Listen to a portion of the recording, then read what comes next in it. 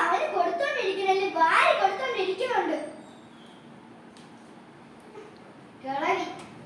നീ കഴി, അവള് വരാൻ പറഞ്ഞു, നീ കഴിച്ചോ. അവളിങ്ങനെ നമ്മളിങ്ങനെ ഓരോന്ന് പറയും ഇങ്ങനെ.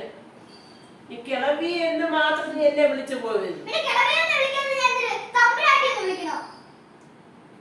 കേട്ടോടാ പറയണത്.